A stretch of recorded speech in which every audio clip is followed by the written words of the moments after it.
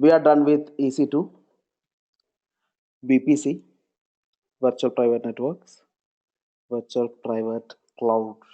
It's not Virtual Private Network, it's Virtual Private Cloud. IAM, we haven't we haven't started with IAM, right? Yeah, we will do it today.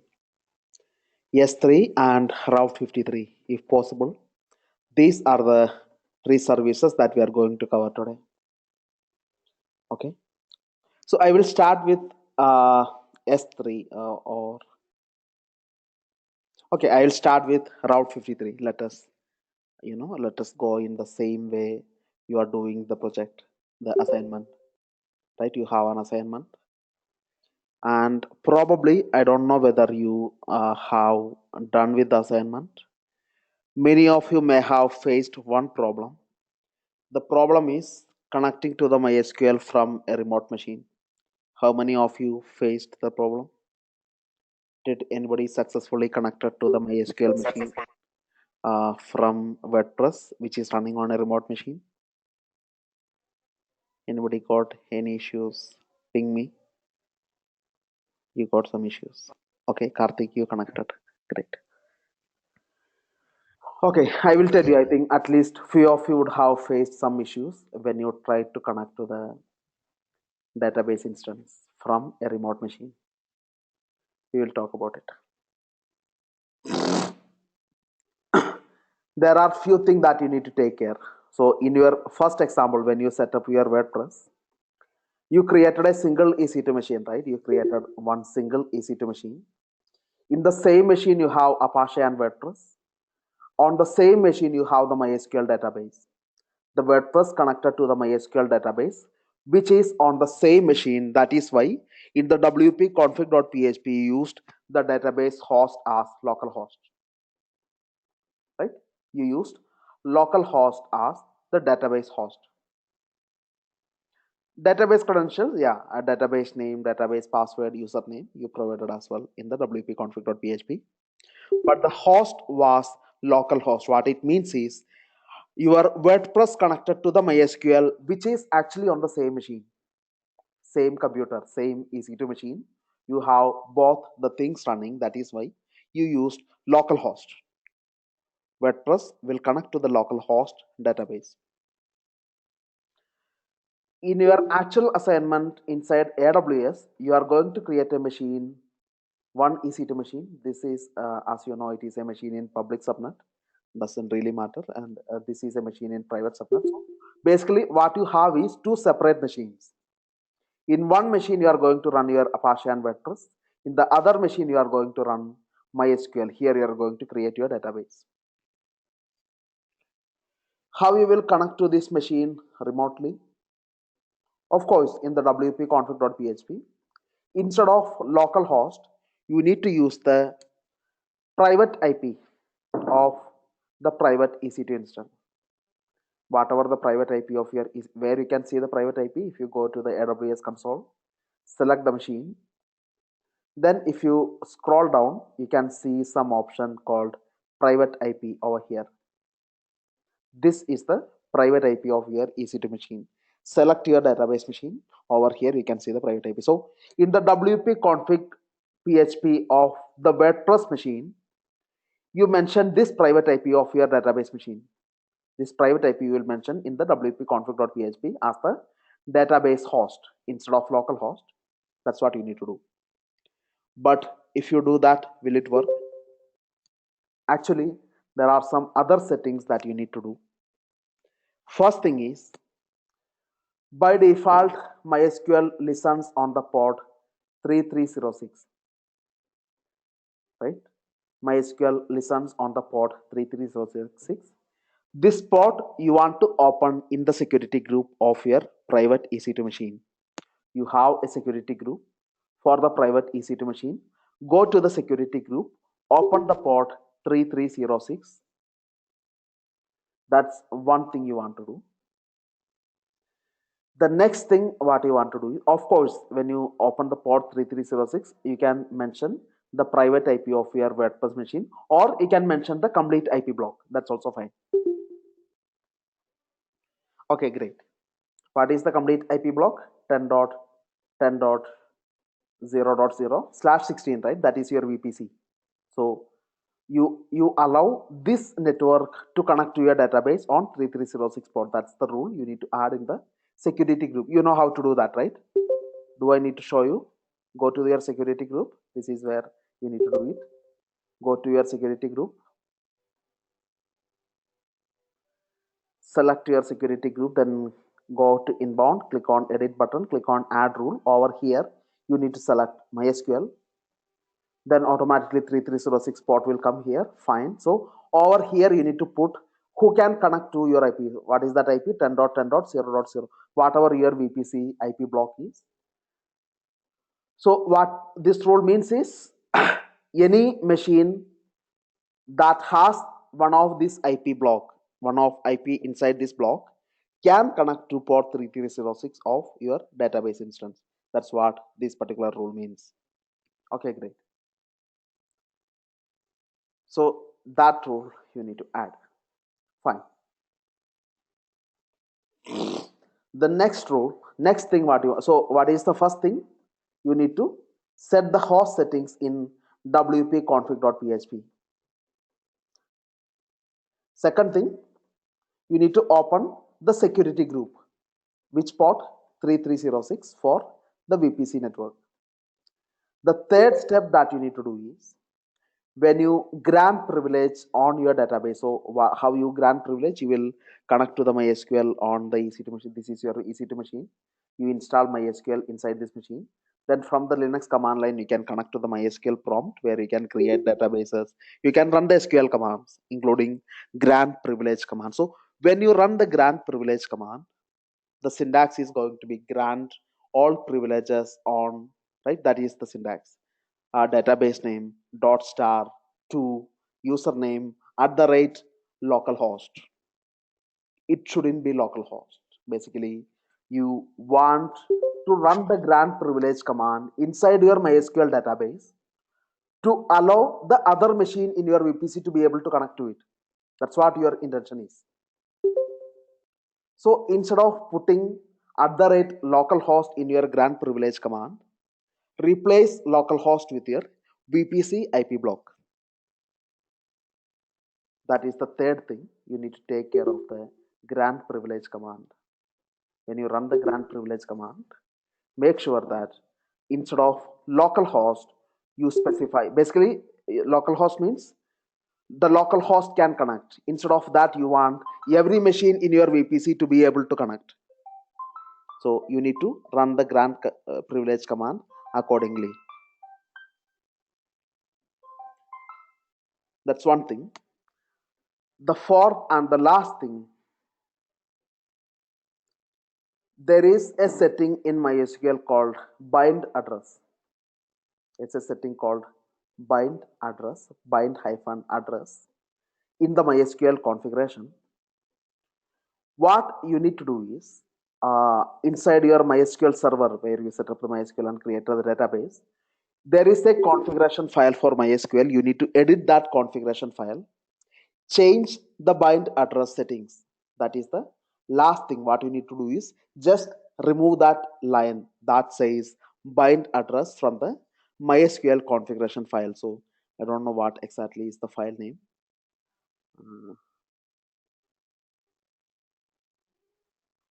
MySQL bind address. INI file, I think. INI file. Yeah, but in Ubuntu it's in a different place. I will show you where it is.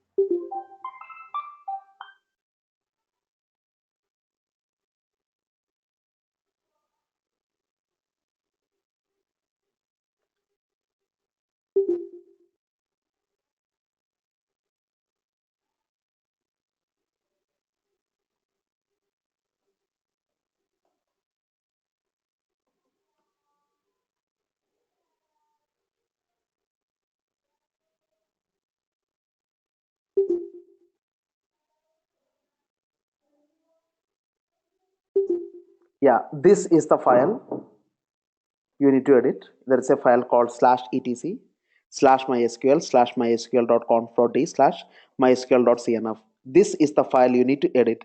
You will see an entry called bind hyphen address. Remove that entry. Actually, what you are going to do is, by default, MySQL bind only on the local host IP, not to the uh, actual IP of your EC2 machine. So commenting out that line would mean now MySQL will listen on network connections. That's what commenting on the line would mean. If the line is there, what it means is you cannot connect from outside through a network. So that's what I mean by bind settings. So I think one of this file you need to edit, right? In one of it's same file, right? Yeah. This is the file you need to edit. Remove the line bind address, bind hyphen address. So these four things you need to do. Then only you would be able to, be able to uh, connect remotely.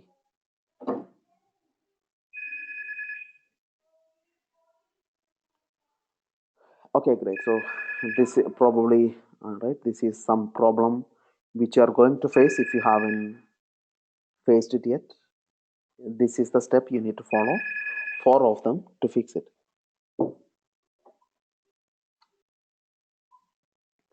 Okay, great. So I wanted to just inform you about the same before we start. Okay, fine. So let us continue. Now, what I want to do next is, what we are going to start next is the S3.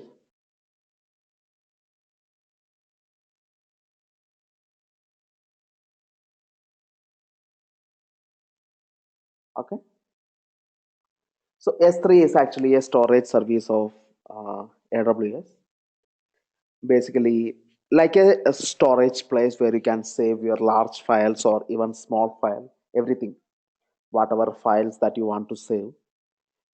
Rather than saving those files inside your EC2 machines, you can actually save your large file in a cheap storage, a highly redundant cheap storage, which is S3.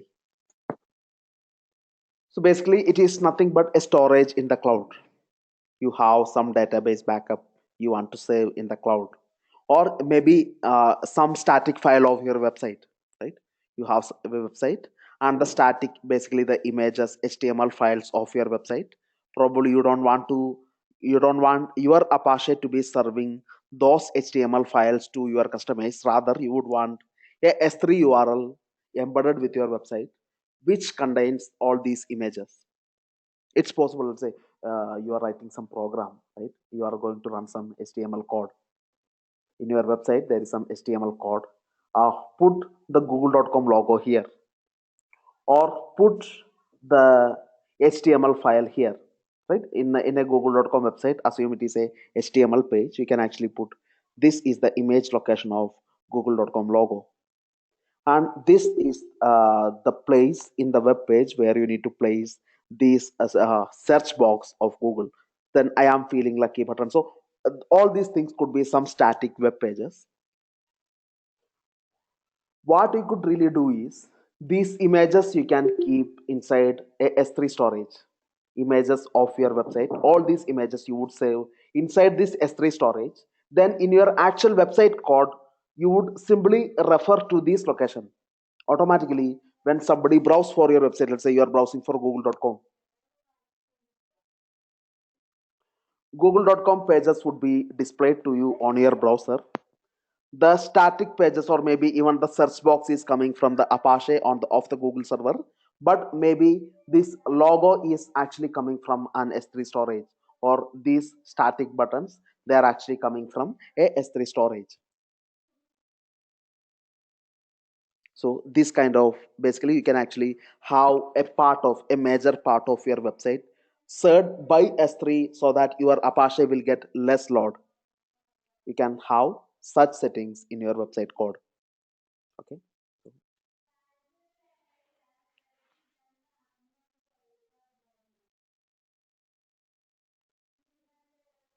So that's what S3 is, basically a storage place. You can even, enable HTTP request for the storage place, so that whatever you store inside the S3, you can see that in a HTTP URL also if required. That's optional. So go ahead and click on services. Go to S3 under the storage. You can see there is something called S3. Click on S3. You would be taken to the S3 page here, where you can actually see a list of buckets. That's what you see in the S3 page, a list of buckets where you can save your files, right? So select any bucket, click on the bucket to select it. You would be inside the bucket. You can see whatever file that you have inside the bucket. I have two files. There is a video over here and there is a screenshot over here. There are something over here. If I want, these are the things which I have uploaded. If I want to upload more file, click on upload button. I have different options here. I can either uh, just drag and drop and add the files. Then basically click on add file button. It would open my desktop, right? Basically it will open my desktop. I can select the screenshot or whatever files which I want to upload, then click on upload button. The file will get uploaded to S3.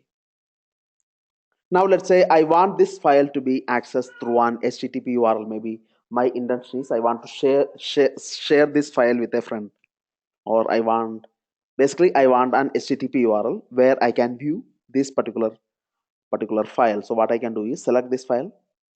Over here you have the option to set the permission. On the right side you can see the permissions here. Go to the permissions. Over here you can see how you want to set the permission. Let's say I want the public to be able to view my file. So select everyone, then select read object. Read object permission. I can select it, click on save button. Then what it means is everyone now have read permission on this particular file that I have. If I want any other AWS account to be able to access the file, then I can add that account also here. So fine. So this is the file that I have selected. You would see three tabs here. Overview, where you can see who is the owner of the file.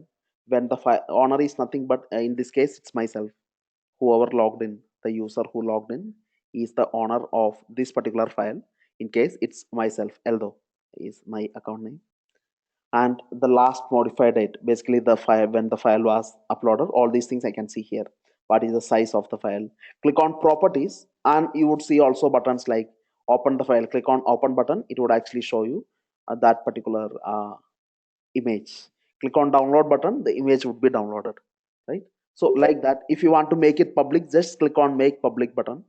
Then basically it would become public. The permission would be automatically set. So that's the same thing that we did. We went into the permission tab, then we manually had given permission. We selected everybody, then we had given permission. The same thing will happen. You can directly click on this button, make public. Automatically that image would become public through an HTTP URL. Click on properties tab. This is where you can actually see the URL. I think, yeah, over here itself you can see the URL that you can browse to view the file. Let's open this URL.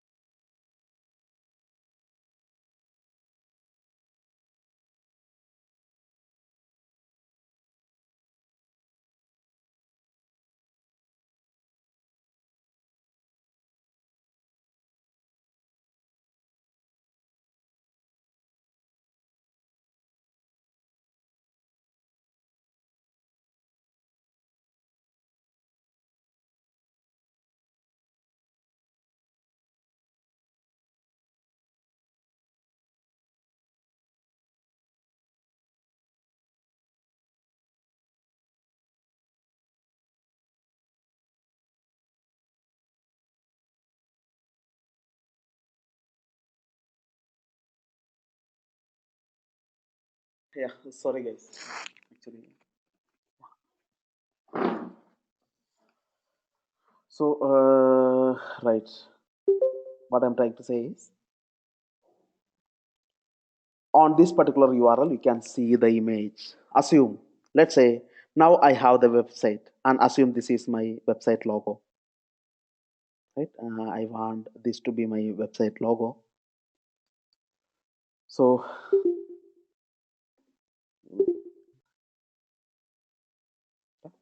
I want this to be my website logo. What I can do is I am writing my website down, website code here. Let's say there's a developer who is designing my website. He is writing some HTML files.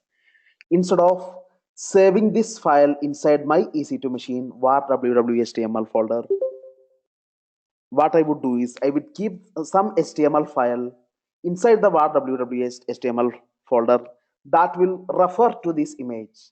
Then automatically the image would be downloaded from S3. So that is also something people used to do nowadays. Rather than saving the static content inside the EC2 machine, you save the static content inside a S3 bucket. Then on the website code, you would write down the bucket location. Automatically, the images would be fetched from the bucket in real time. That's what you would do. Okay, great. So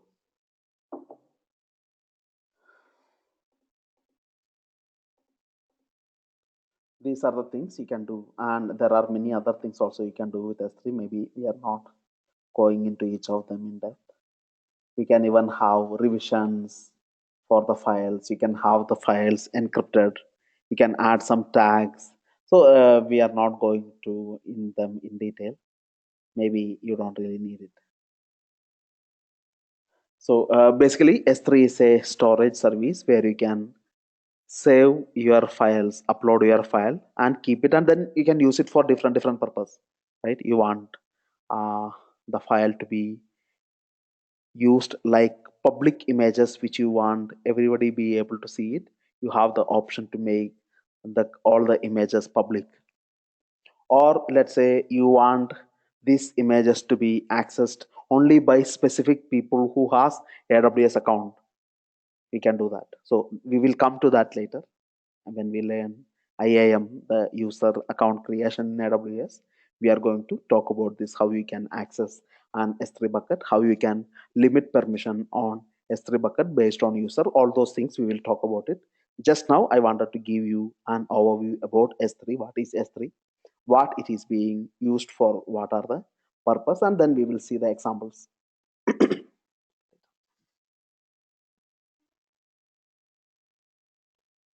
What will be the location path if you want to give in HTML? This is it.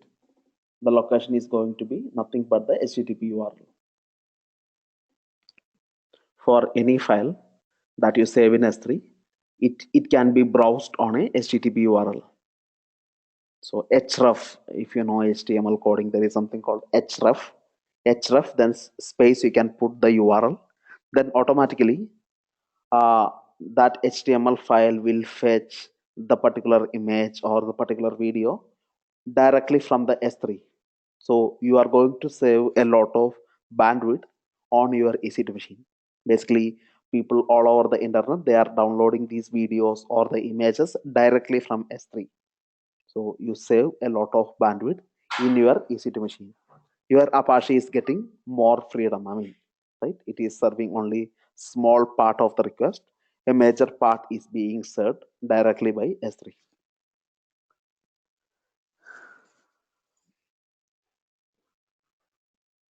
Okay, so that's what S3 is. The next thing is we are going to cover is This is free or they are going to charge for this? 5 GB. 5 GB is free. They will charge you if you save more than 5 GB.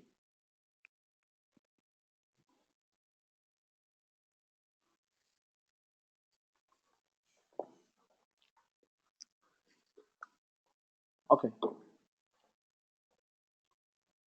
So let's talk about. We will start with IAM now. We will come to Route 53 later, so that we will see how these two things work together. Okay.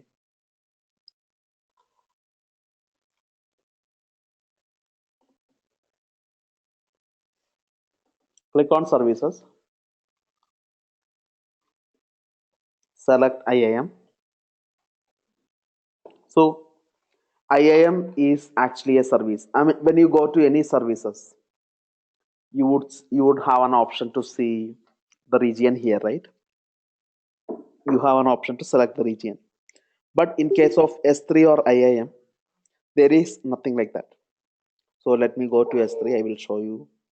I'm going to S3. Over here, you don't have an option to specify select your region. So if you go to S3, you can see all the buckets that you have, and the buckets are actually spread across multiple regions. Let's say this bucket is in US East Virginia, other three buckets are in Mumbai. So buckets are actually spread across multiple region. That's fine. But if you go to S3, you can see all buckets in all region.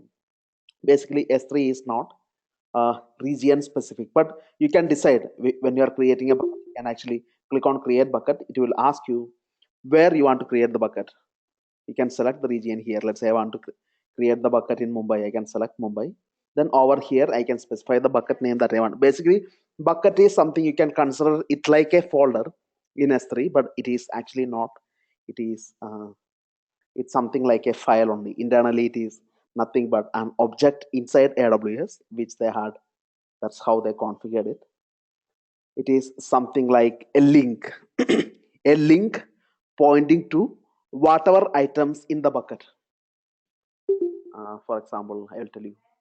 When you upload one image, you uploaded this image to S3, you uploaded one video to S3, then you upload some other files, PNG file, HTML files, then different types of file you uploaded into S3. Then you created a bucket in S3. These are all same objects as concerned to AWS. For AWS, this is an object. This is everything is an object. It's a object store that S3 is. And basically, this is a special object which will have a link to the other objects.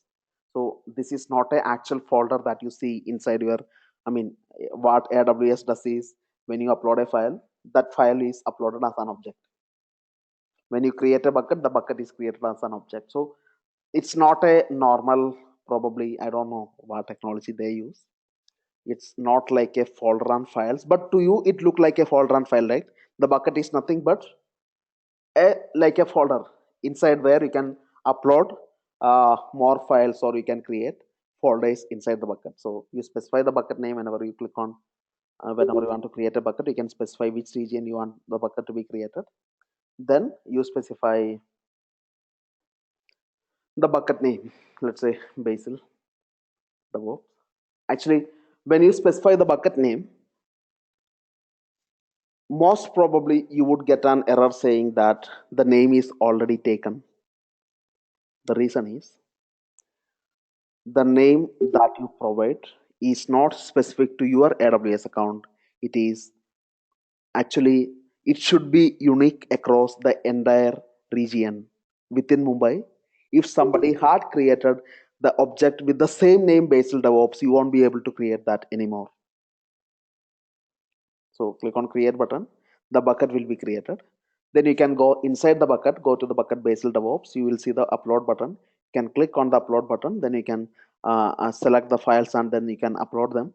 Or you can even create a folder. Let's say if you want to create a new folder inside the bucket, click on this button, create folder, specify the folder name. So like this, you can create folder. Then you go inside the folder. Then you can create upload files inside that. Do whatever.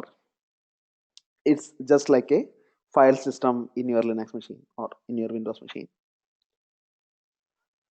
That's what a bucket is. It's always inside the bucket you would save your files that you want to save in S3. Okay, fine. So as you can see, you don't have an option to select the region, right? But whenever you create a bucket, it will ask you where the bucket should be physically created, where that storage place should be physically located. You can choose when you click on create button page. Over here, you need to select the region. Fine. Similarly, if you go to IAM service also, You don't have an option to select your region over here. You can see one global, and you don't see an option to select your region. The reason is the user or whatever service that you create within IAM, it's not specific to any region. So I will tell you what are the resources we are going to create inside IAM. Basically, IAM is a service, identity and access management. I don't know if you heard about identity and access management. Basically, controlling the usage, the groups, what permission each user will have, what are right, who can do what action. These are the things the identity and access management in general deal with. In AWS, it has a similar meaning. Basically, you can create multiple usages inside your AWS account. Each of them you can maybe add them to a group. Maybe you can create a group called administrator, add the usage inside the administrator group. Then you can create a new group called developers, then add the usage to the group called developers. Then you can assign permissions, what usage or what group can perform what action. Maybe one group, the administrator will be able to do whatever they want to. The developer should be able to access the particular S3 bucket. The DevOps engineers should be able to connect with every services except the billing services.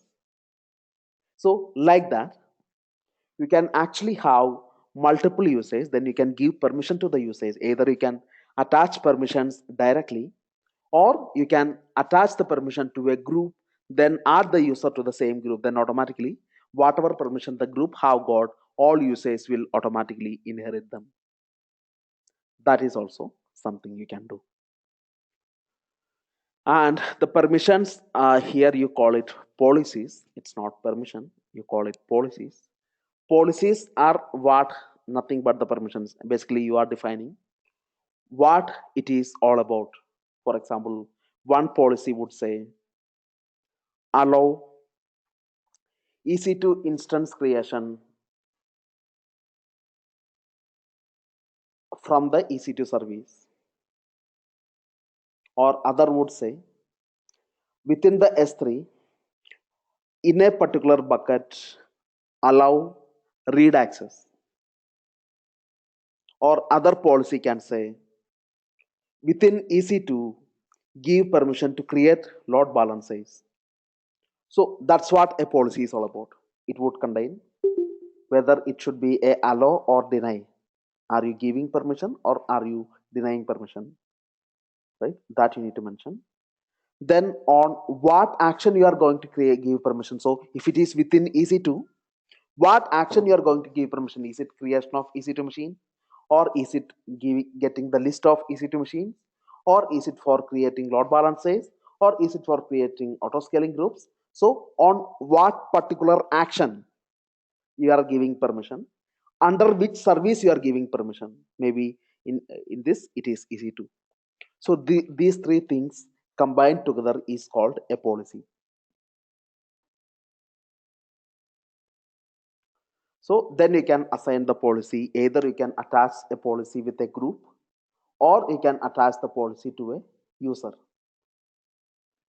If you attach the policy to the group, then any user part of that group will get that particular policy attached automatically. So that's what IAM is.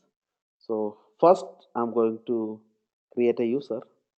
I already have some user. Let me delete them first.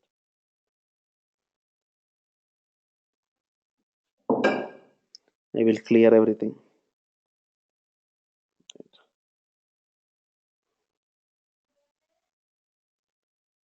I don't have groups. I don't have roles. Yeah, perfect. So first thing, I'm going to create a user. So I'm going to create a user called Karthik. Basically, this is a user who can log in from his browser with the password whichever I am giving. he can see the services or the action. He can do the action what he is permitted. For example, viewing the list of EC2 machine, creating a S3 bucket, uploading file into S3 bucket, viewing, taking the look of reading the files in the S3 bucket. So whatever permission I am going to give to Karthik, Karthik can see those things once he logged in from his browser. So this browser access, Karthik's browser access is also called, AWS calls it the AWS Management Console. This browser window that you see right now in my screen, right? You can click on services, go to any services, then you can work on that service. Inside EC2, you can create machine, you can delete machine. So this console that is given to you once you logged into your AWS account, this is called AWS Management Console access. So I want Karthik to be able to log in from his browser and access the AWS Management Console. So I check this box. I want Karthik to be able to do so. There is something called programmatic access. So have you ever heard about any programmatic access into AWS? What is that? Basically, the it's of course we learned Python, those who attended the Python class. You created a EC2 machine by using a Python program, right? You ran a Python program that created your EC2 machine. Those kind of access is a different type of access. There are two ways you can make change into AWS resources. You want to create an EC2 machine, you want to create a load balancer, you want to create a bucket, you want to upload a file into the bucket, or whatever action that you want to perform inside AWS. There are two ways to do that. One, you obviously know, AWS Management Console. You log in from your browser, you get access to the AWS Management Console. Then you click on some buttons here and there to do whatever action that you want to do. One way. The second way is you can actually run some script. This is your laptop. Inside your laptop, you run some script. The script will executed on AWS as the user Karthik, but it will connect in a programmatic way. When you execute this script, what happens is some API call will be made to the AWS. This is the AWS API system. So when you execute this command, some call will be made to this AWS. Let's say you are executing one command which says create EC2 machine using this image, using this key, using this security group, then using this instance type T2 micro. You specify these things and you execute a command on your laptop. It will automatically make a call to the remote machine. It will authenticate to the remote AWS system with the credentials of Karthik, the credential which I will show you, where you will get them. You will get them using those credentials. Your script will authenticate with AWS API system. Then AWS will receive your request. Then it will find that okay, this guy Karthik want to create a machine using these settings inside EC2. As long as he has the permission to do that, the action would be done inside your AWS account. You would see the machine got created inside your AWS account, which we will see. Then it would become more clear.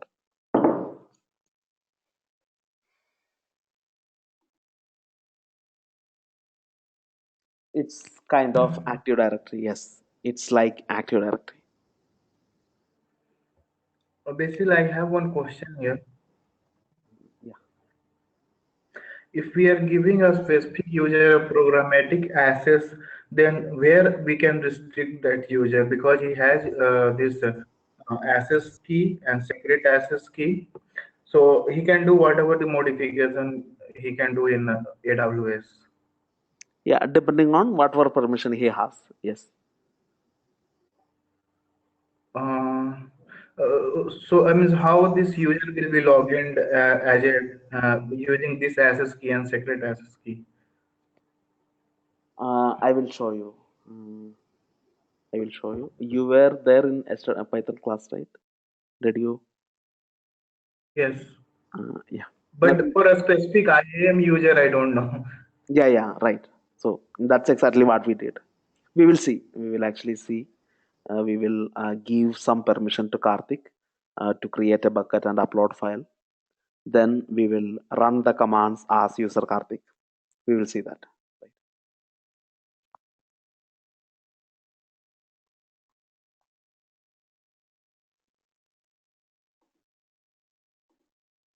Okay, so I want Karthik to be connect either through the management console or through a program. We will see how these things will work. That we will see later. So I want him to have a password.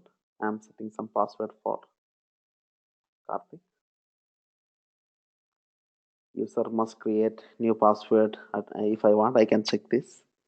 So next permissions. So I mentioned all you need to do is just mention the username, then select what access type he need to have, then optionally set a password for him. Click next. This is the place where you are going to give permission to Karthik. You will get three options. One is you can add Karthik to a group. Then automatically whatever permission the group have got, automatically the user will get. If you create a group called administrators, then you had given permission to the administrator group. Then if you add the user Karthik to the administrator group, Karthik will get whatever permission the administrator group have. So I don't have any group yet. The second option is copy permission from an existing user. Basically, you can tell, okay, give Karthik the same permission as Rohit. Rohit is another user I already have. Whatever permission I had given to Rohit, give the same permission to Karthik. So I can do that. I can check this option, select this option, then select whichever user permission I want to replicate. I can select the user, then I can click next. The third option is you can attach the policies directly. I told you attaching the permission is all about attaching the policy to the user. So policy can, what all things policy would say, I will talk about policy in detail.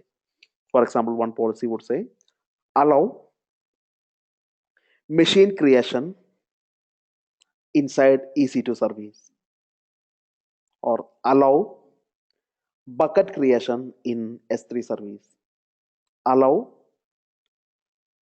file upload option in the specified S3 bucket.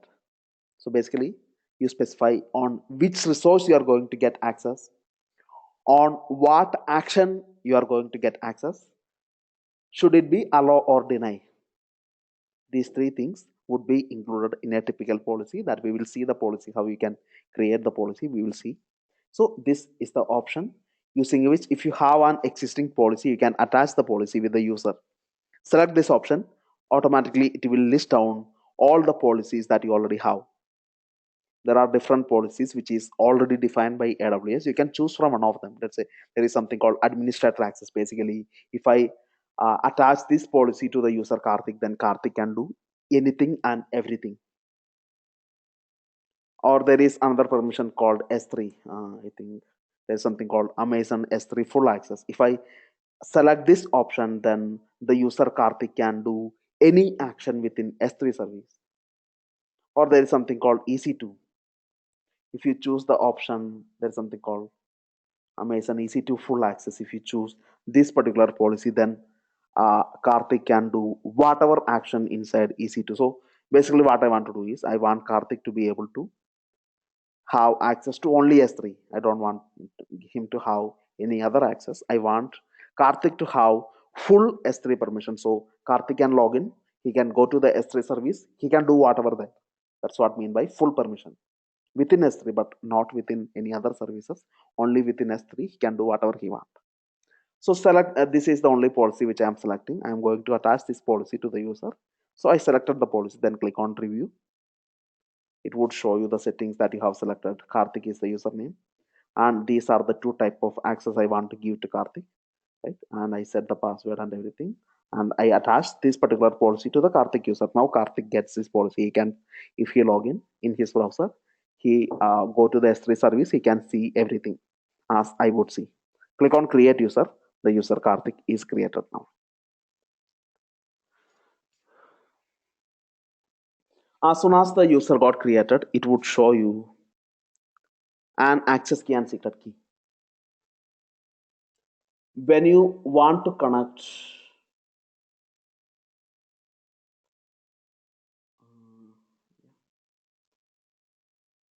when you want to connect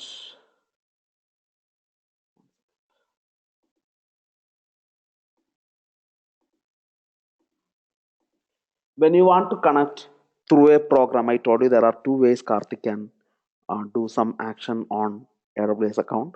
He can either click on the button in S3 console to create a bucket, or he can execute some command that would create a bucket inside his AWS account automatically. That's called programmatic access. So if he want to run any such program, his program must provide these details: the access key and the secret key. This is the access key and secret key Karthik's program should use to authenticate with AWS. Of course, if Karthik tried to run a script that would create a new bucket in S3, first he should authenticate himself with S3. These are the credentials with Karthik need to use for that. The programmatic access. Access key and secret key are required for programmatic access. That's it. Click on close button.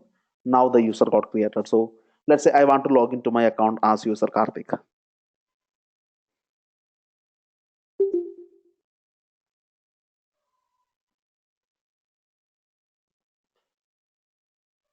So what I'm going to do is just click on Karthik username. Then over here, then click on security credentials. Over here you can see what URL Karthik can use in order to log in. Basically, this is nothing but my account number. Every AWS user will have an account number. If you want to see your account number, click on your username, click on my account. Over here you can see your account number.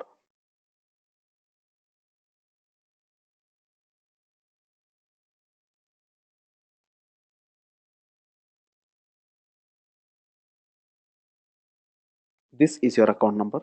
So if anybody want to log into your account, you have an AWS account and you use your mail ID and password to log in. That is called the root account, and it is not a recommended way you logging into your AWS account with the root account, because it's a fully privileged user. It's not a advisable idea you log into your AWS account with your mail ID and password, but that's what we have been doing, right? So better option, whoever want to access the AWS account, create a user for them, then give them the permission, let them log in and do whatever job that they want to do. Better you off using your mail ID and password, the root account, to log into your AWS account.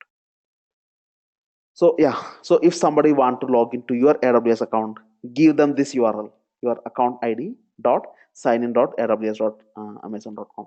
So let me open a different browser. I will open Firefox.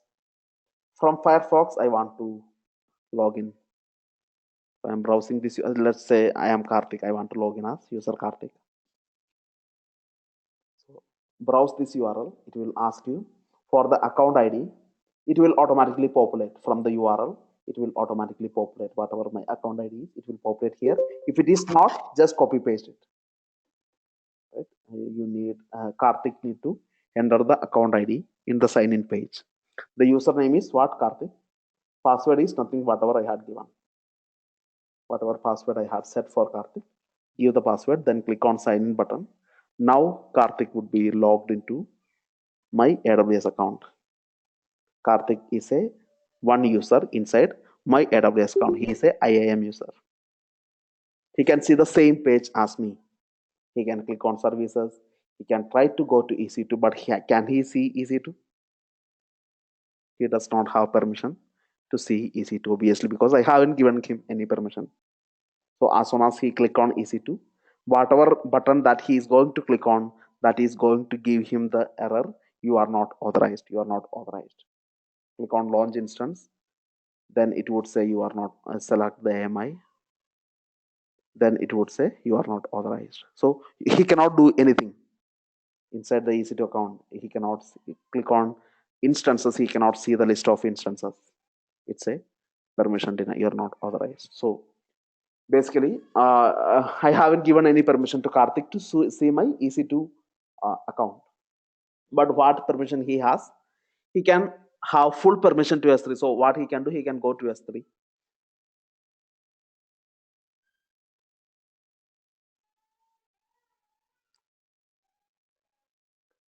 Yes, he can see the list of buckets.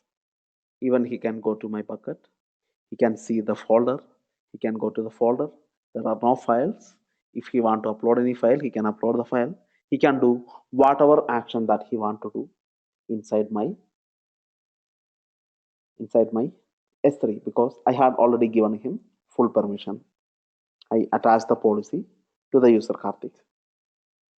So if you want to modify the permissions of Karthik at any point of time, just click on permissions tab. You can see the list of permission Karthik already have. Then click on add permission button. Then I can actually attach more policy with Karthik. Then click on review and that's it. Then Karthik will get those permission. If I want Karthik to be added to a group, I told you can create group also. Then add Karthik to the group. If you want Karthik to be added to a group, then go to the group tab, click on add user to group. Then it will ask you which group you want Karthik to be added to. So first thing what I'm going to do, I'm going to create a group. I'll create a group called developers. Click on next step. Then what permission the group will have, let's say EC2. I want full EC2 access to be given to developers. My developers can do whatever action within EC2. There is something called EC2 full access. This one. This is one policy which give full EC2 access to this particular group, developers group. Click on next. That's it. Click on create group. That's it. Now you created a group. Then you can click on the group name. And the same way you click on the username, you will be taken to the group management page where you can see what permission the group already have. Click on user tab. You can see what are the group users currently part of this group. You can click on, let's say I want Karthik to be added to this group. Either I can do that from here or I can go to the user Karthik, click on Karthik name, then click on his groups. Then I can do from here also add user to the group. Then it would ask me to which group you want the user to be added to. I want Karthik to be added to developers group. Then click on add to group. Then the user automatically added to the group. And as you can see, the permissions will automatically populate here. The developers has the permission Amazon EC2 full access. The same permission Karthik is also going to get. So now let's say what Karthik is going to do is he go into his browser. This is Karthik browser. I click on EC2 service. Now Karthik can actually see the EC2 services because now he is a authorized user. He can click on launch instance. He can see, right? He's able to do that. He select the Mumbai region, then he can see the machine which I already have.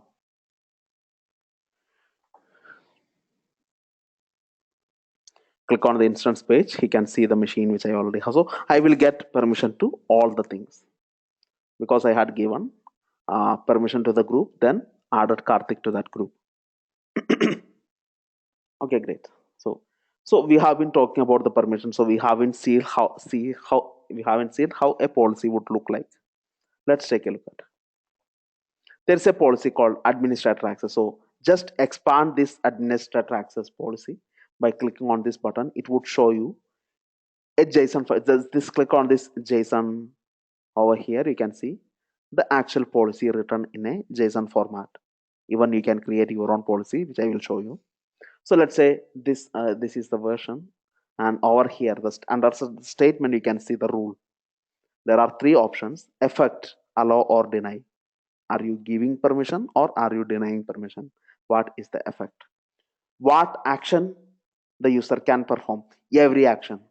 On which resource he can do the permission? So basically on S3 or on every bucket in S3 or in every resource within S3 or every resource within EC2. So within EC2 only this particular EC2 instance. So I can mention on which resource the permission I am giving, what action can be performed, basically creating EC2 machine, seeing the details of the EC2 machine, right? Seeing the volume, getting the list of volume, getting the list of snapshots, getting the list of AMI. So what action creating AMIs. What action I am allowed to perform is what you mentioned. Star means everything. Resource star means every resources. So EC2, S3, IAM, whatever. Star, all action. That's what. So basically, this is a rule. If you attach this rule to any user, they will become an administrator. They will get access to every resources, all actions, and it's allow. And similarly, you can. I will show you the EC2 rule or S3. There's something called S3. Amazon S3 full access. So expand this. Look at the JSON format. You can see effect is allow. Resource is all resources. Action is whatever actions are available within S3. All those actions. Basically, on every resources. Or here you could have also put S3 colon star. That's also fine. Or it's not S3 star you need to put. I will show you what you need to put. You can even put the within S3 every bucket. That's also something you can put like this, or you can simply put star. But over here, as you can see, the action you are giving permission only within S3, or within S3 there are only defined action which are like uploading files, creating bucket, downloading file, right? Viewing the list of buckets, viewing the list of all days within the bucket, whatever permission. Star means all permission inside this S3 definitions. So if I attach this policy to a user, he will get access to the S3 resources, all actions. Or there is some bucket which I have created. You can create policy yourself. Like let's say I want to create, I have a bucket called within S3, I have a bucket called Basil DevOps. I want the user to be able to access only that particular bucket. That's what I want to do. I want Karthik to have permission only on one bucket. What I can do, I can just go to IAM, then click on create I can create my own policy. I can either directly write the JSON here, which is actually not required in most of the cases. Fortunately, what AWS gives you is an option which you can choose under what service you are going to work with. I want S3 as the service. Select S3. Then it will ask you what action the user should have. Maybe all the actions within S3, all the action I want the user to have. Okay. Then next, it will ask you on which resource you want. Here I can mention, I don't want all the resources, I want only specific buckets. Right? I can mention only this particular bucket I want Karthik to be able to access. I mean, I'm not creating the policy for Karthik. No policies are specific to any user. Later, after creating policy, you can attach this policy to the user. That we will do. So I want to mention, I want only specific access, not all the buckets. Only specific buckets. Which bucket? Select, click on add ARN. Basically, you need to add the ARN of the given bucket. ARN is the unique URL for every resource in AWS. So for a bucket also there's an ARN. So just click on add ARN. You don't even need to write any program for that. You can just select. Click on add ARN. It will ask you within S3 which bucket you want. So just type Basil DevOps, whichever bucket that you want to have access. I have a bucket called Basil DevOps. Yeah. So to this bucket, I want to give access. Click on add button.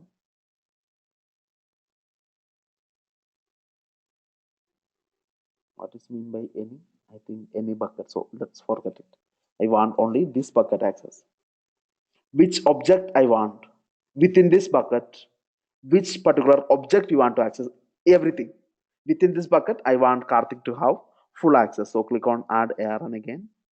Here I would mention within this bucket, okay. So I already, if you add a bucket, then automatically Karthik will, the policy would say refer to the bucket. Or if I, in alternatively, I want only object option, I can remove this one, then I can choose this one.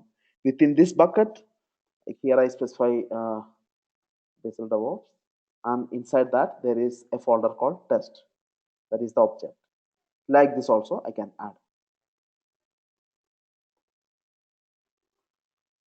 So that's it. Now click on review policy.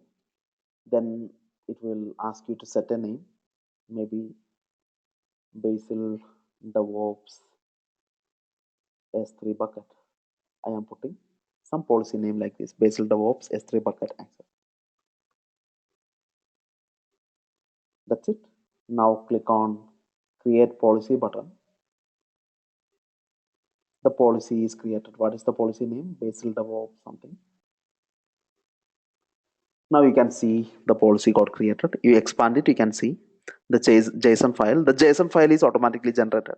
If you want to edit it, you can click on edit policy button. Then you can make changes to the JSON directly. That's also fine. Click on JSON option. Then you can make the change directly here.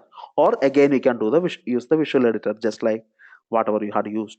Let's say you want to change the list of action. You can click on the edit button. Then choose whatever action. So I'm selecting all actions. Right? So you can do the same thing is what I'm trying to say. Okay, fine. So yeah, go back to your policy. This is the JSON file. You can see the JSON file got generated like this. There are two statements. This is the first statement where I am giving within all the resources, basically all resources I am giving these three options: list buckets, head bucket, list objects. These are the only permission which I am giving. So under the action, all these things will come. Effect is allow. And within the Bazel DevOps bucket, I want all action. This right? I added two, right? So those both of them would come here. So basically, this is the policy which I am interested. If I want to remove the other one, I can remove the other one. That's fine. Okay, I cannot remove the other one. The reason why the other one got added is if I want to see this bucket, I should have list bucket permission, head of bucket permission, and list object permission. So basically your visual editor automatically detected that, then added one statement for that. Now I have access to this particular bucket. I should be able to see this bucket, right? So that access I got from here. And this is the policy for within that bucket, all the action. It's also basically I should not make any change to this, is what I tried to say. So yeah, that's cool. So now what I'm going to do is I have the user Karthik. I don't Karthik to have full S3 bucket permission. I want him to have permission only on this Bazel DevOps bucket. So remove this. You have the option. Click on this X button over here to remove the permission from the user. Now I am giving him permission. I am attaching the new policy to him. What's that? Bazel DevOps. Bazel DevOps S3 bucket. So select this. Click on review button. Click on add permission button. That's it. Now I go to Karthik's computer, Karthik's browser. Now I go to the S3 service. This time, yeah, now Karthik can see the list of buckets. He is trying to go to this particular bucket, my DevOps bucket. It will tell him access denied. He tried to go to any other bucket, DevOps class bucket. It says access denied. He go inside Bazel DevOps bucket. He can see the files. He get the upload option. He get the create folder, everything. Within this bucket, Karthik has full permissions. Got it? So that's what that's pretty much about IAM, which I wanted to discuss, and also the roles. I'll talk about roles. So before that, what I would do is Maybe I have my Mac, or maybe I will just log into the machine, some of my machine that I have.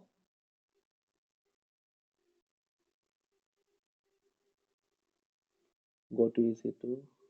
Basically, it doesn't need to be an AWS machine. You can run the script from anywhere.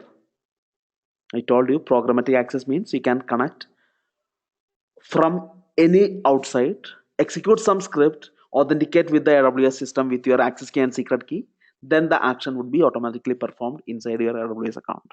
That's what I mean by programmatic access. So what I'm going to do is maybe I will run the script inside an EC2 machine. Doesn't matter. You can run it from your Windows laptop also. So let me. Even you can execute the script internally from your WordPress application as well, which is going to be your next assignment. I'll come to that. So first let me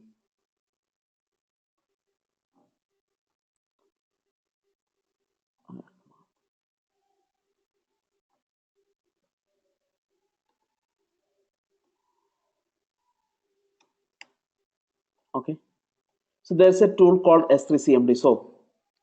So how you execute the script?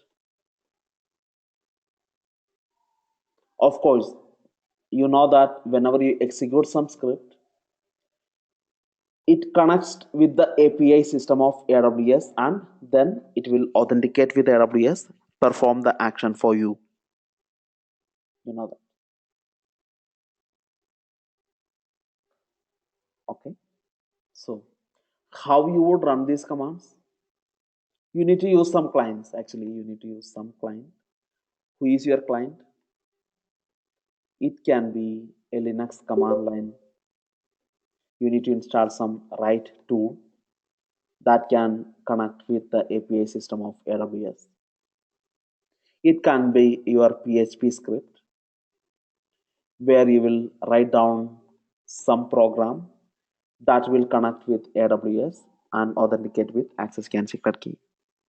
It can be your WordPress website itself, the WordPress program that can use the Karthik credentials to connect with the API system. It can be a Python program that uses Karthik credential to connect with the AWS API system. So it can be anything. The most important part is it is using the validate a valid login credential, the login credentials of Karthik to connect and run the commands which will send some API calls to the AWS system, which will in fact do whatever action that you are requesting for. The action can be anything: creating EC2 machine, creating new S3 bucket, anything.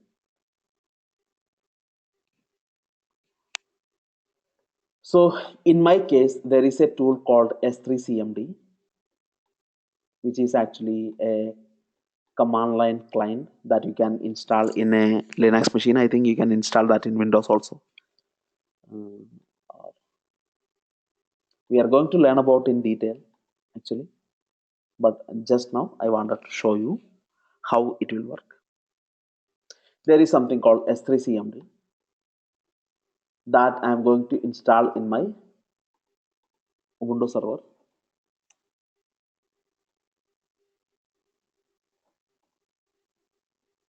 Basically, AWS S3CMD internally takes care of this, making the API call to AWS and doing the action for you. So I don't need to bother about the things. What I need to bother is I need to tell my AWS S3, S3CMD that this is the access key I want to use. This is the right. This is the secret key I want to use. I would provide the access key and secret key of Karthik. Then I would also provide the credential, which region I want to connect to. All these things I need to tell to my S3CMD. So first run this command S3CMD configure is the command. It's hyphen hyphen configure. It will ask you what is your access key of Karthik. What is your secret key of Karthik. To what region you want to connect to. What region? US East one or maybe Mumbai. right? Maybe I want to connect to the Mumbai AP South 1.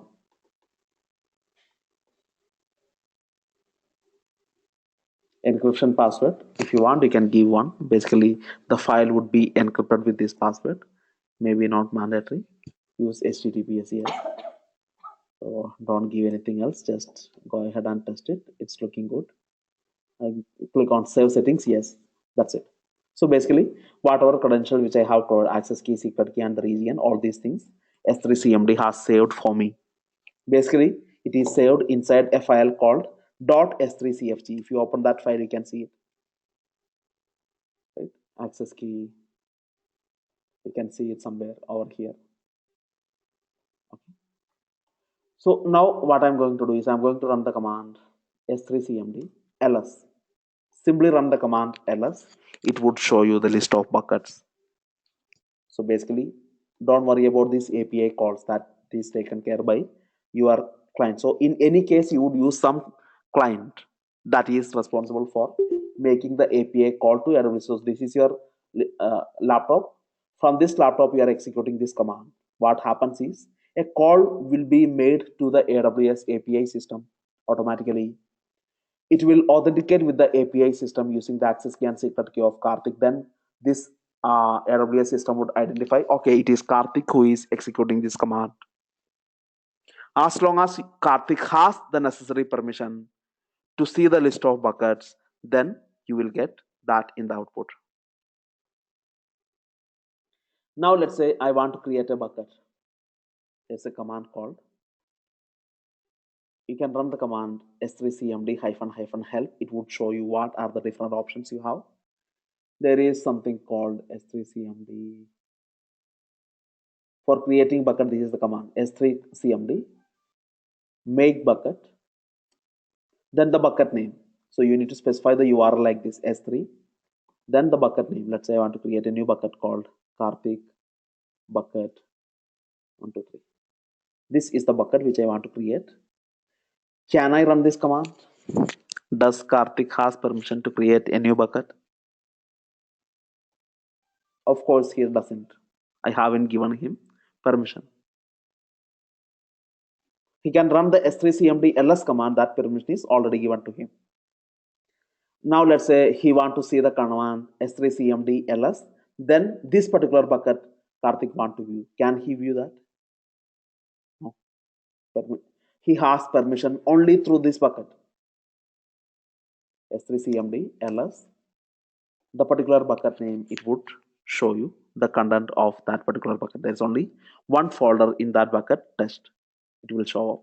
If you want to see the test folder, you can again run the command s3cmd ls, then the folder name. You can see the content inside the test folder. There is some screenshot over there. You want to download this file, particular file, from s3cmd. There is some command called remove bucket, list objects or buckets, list all objects in the bucket, put get file from the buckets. Let's say I want to get a file from the bucket. This is the command I need to run. s3cmd get, then I can put the entire URL here. It will download the file from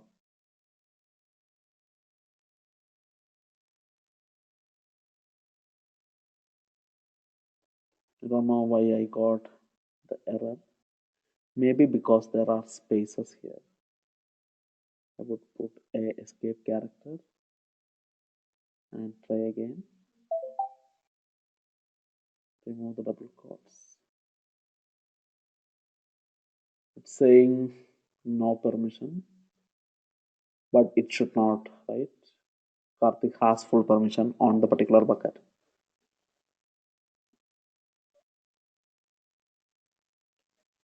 Maybe I will create a new file with a better name. Into Bazel DevOps, I'm going to create another file. Upload a new file, maybe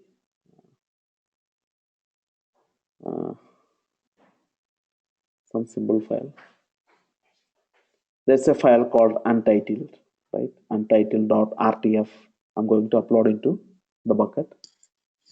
You can run the command ls to see the list of buckets. You can see this is the file. I want to download this file, run the command s3cmd, get the URL. It will download the file.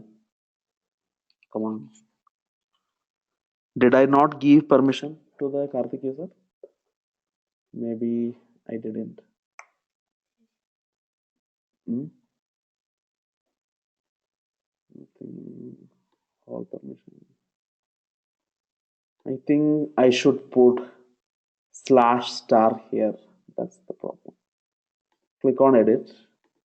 It should be everything within this bucket, right? I should put a /star. I think that is the problem. Review policy. Click on save change.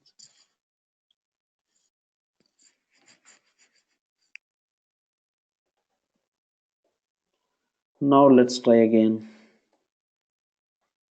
Correct. Actually, I should give a star. Star would indicate that within this bracket, every resources.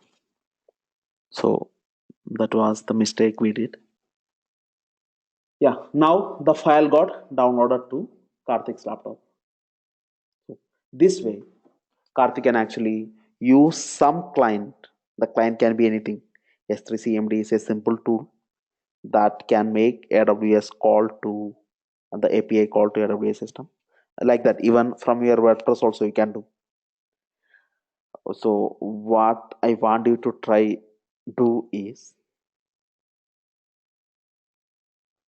first thing, you want to install some plugin into your WordPress. There are lots of plugin you can search in Google. S3 plugin for WordPress. You will get a lot of plugins. Your intention is you want the static files of your WordPress to be saved inside an S3 bucket rather than saving the images. Let's say somebody is trying to upload a image into your WordPress website. Let's say somebody is creating a new account, registering for a new account in your WordPress website. They are uploading their profile image. When they upload the profile image, the your WordPress, what it would do is, instead of saving that image inside the var www.html folder of your EC2 machine, the image would be automatically uploaded to the S3 bucket. Got it? So whenever WordPress website need to display the image in the website, it will fetch the image from the S3 storage, then display that into the user browser. Basically, I want S3 to be the storage of all the images. What you can do is install this plugin in your WordPress. I will tell you what steps you need to follow. First, you need to log into the WP admin, the admin area of your WordPress from your browser. Then you would see a plugins tab here. Somewhere on the left side, you would see a tab called plugin and a button called add new plugin. Click on that add new plugin. There itself, you have an option to search for the plugin. You search for this plugin WP Offload S3 Lite. It will show up here. Select that plugin. Click on install button. The plugin will get installed. But you might get an error saying that, or maybe it will ask you for the FTP login or something. The reason is, by default,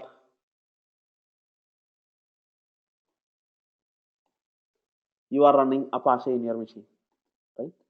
You have your EC2 machine, you have Apache running, you have WordPress files in the var.wp.html. When somebody browse for your WordPress website, they can see the page coming from Apache. So in your browser, you go to this WP admin page. Then whatever execution that you're doing, how those executions are done inside the machine, that you know, right? Whenever you click on some button in the WordPress page, the executions are actually done by Apache.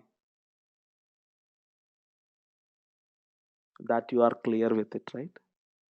You go ahead, open flipkart.com, then you click on some shopping cart, try to create a shopping cart, select your item.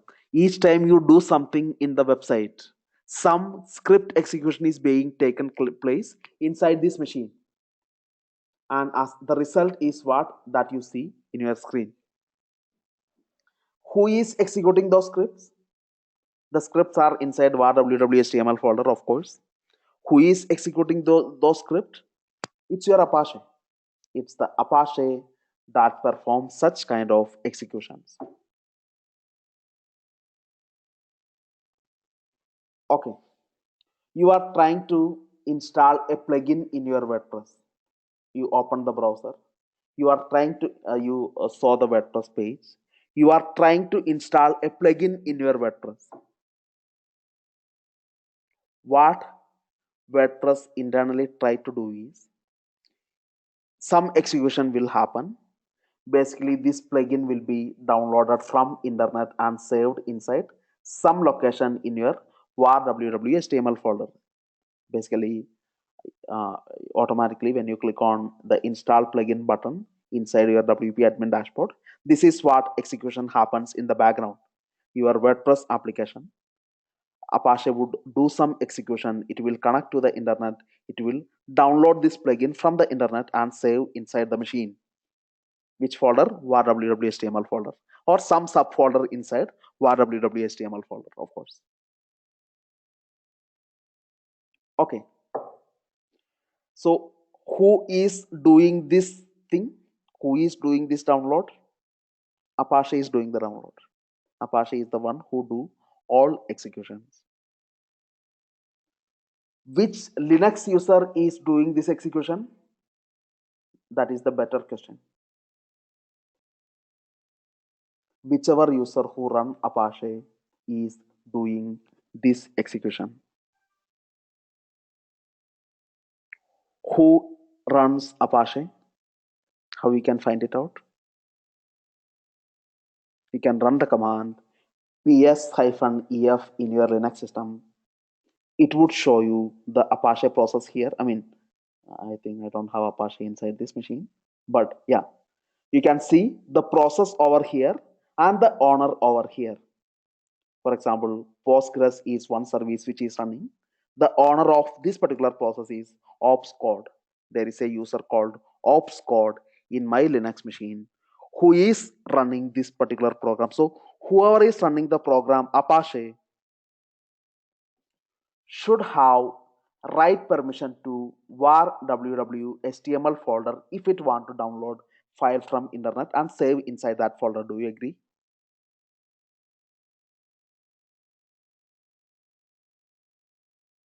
So Apache is running under a user. So when you try to install a plugin in your WordPress, right, in your browser, all you do is click on some button, of course, but some execution is happening.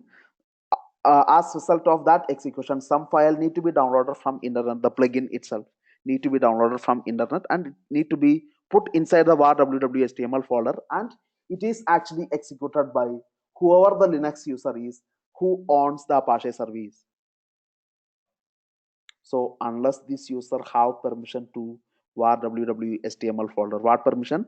Write permission, because it is going to download some file, save inside this folder, then this user should have write permission inside this particular folder. Do you agree with me, or is it confusing?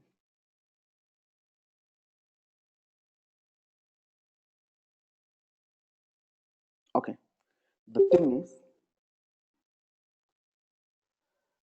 whoever the user is of Apache, I am giving permission to that user on var www html. You know what is the command? Maybe I will make him as the owner. Ch on www data. In Ubuntu system, there would be, if you install Apache, a Linux user get created called www data, and Apache would be running under the ownership of this particular guy. So I want this guy to be able to access var www html folder. Maybe I want him to be the owner. I need to execute this command, maybe using a -r switch that will make sure that recursively for any file inside this folder give permission to this particular, make him www data as the owner. So you need to execute this command, which will make sure that the Apache user will have permission to save files inside or make modification on files inside the particular folder. That would include downloading some file from internet. Basically, when you are going to try to install the plugin from WordPress, you are going to get an error. You don't have permission.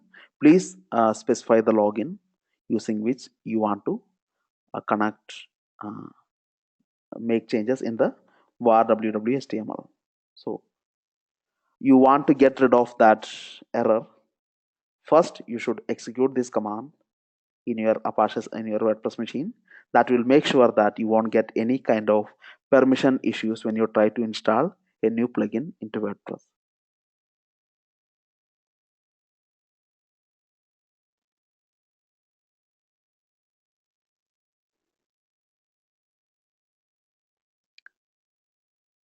Is it clear?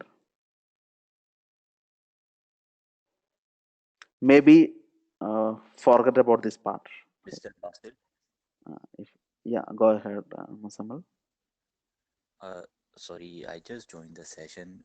Yesterday there was no class, am I right? No, yesterday there was no class. And Yeah, why did you join actually, the session now? sorry, sir. Actually, I was in fever and I cannot able to stand up. And right now I stand up and I am talking to you. Sure, okay. Fine. So what was the class? What is the class you have been or giving you right now by the Python? Okay, what you need to do is install this plugin.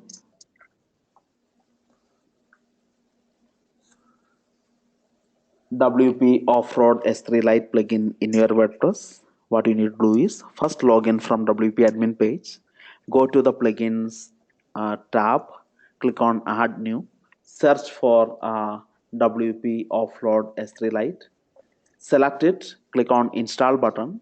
Before you do that, make sure that you are running this command from the backend to make sure that you have right permissions. After running this command, then click on install button. Plugin will get installed. You would be taken to the configure page of S3 Lite. It will ask you for the bucket where you kept your files. You need to provide the bucket name or the bucket URL, whatever URL that you see here. Then automatically your WordPress will connect with that URL, then download the file from S3 rather than getting the file from the local file system.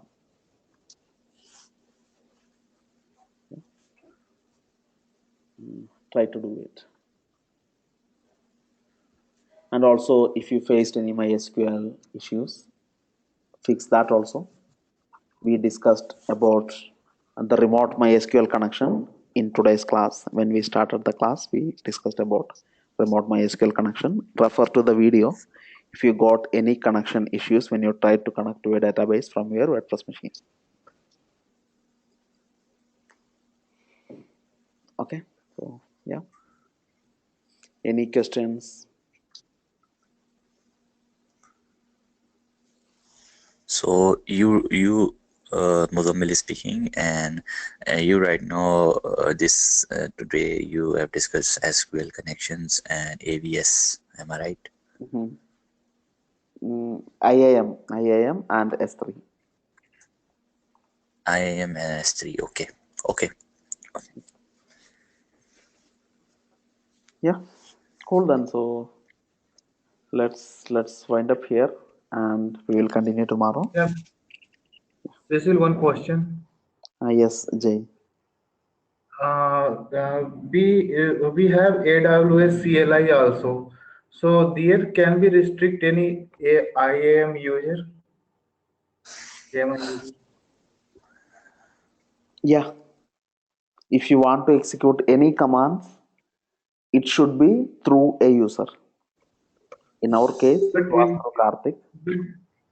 So whatever program in case of WordPress, actually you are not using any user credentials because you are already making your bucket public. Let's say, Yes. yeah. Otherwise, generally it should be through a user. Any client, any CLI client will authenticate with AWS using the access key and secret key.